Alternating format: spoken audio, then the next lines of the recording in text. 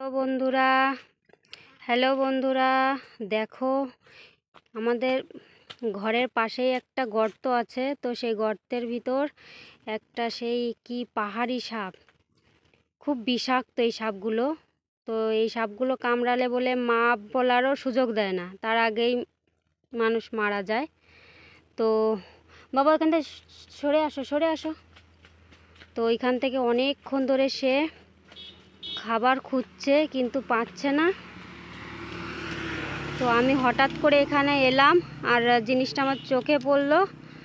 ও দেখো দেখো দেখো কত বড় সাপ দেখা যাচ্ছে। তো হ্যাঁ, এটা ভেঙে যাবে, ভেঙে যাবে। ওই দেখো দেখো বন্ধুরা, প্লিজ দেখো একটু কি অবস্থা। এই সাপটা যদি আমাদের এখানে চলে আসে,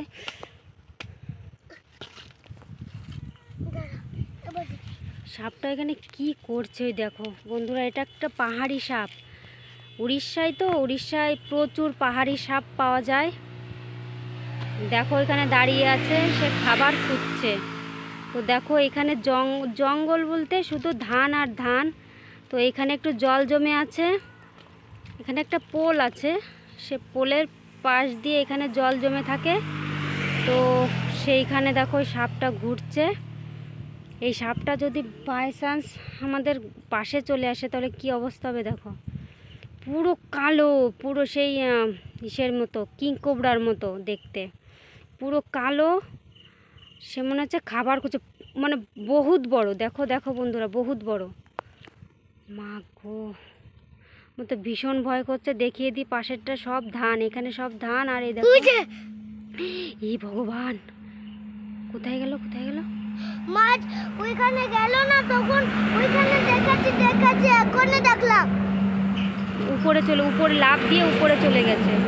হ্যাঁ, তারপরে তো ঠিক আছে বন্ধুরা, ভিডিওটা যদি ভালো লেগে থাকে তাহলে অবশ্যই কমেন্ট করে জানাবে, একটু সাবস্ক্রাইব করে দেবে।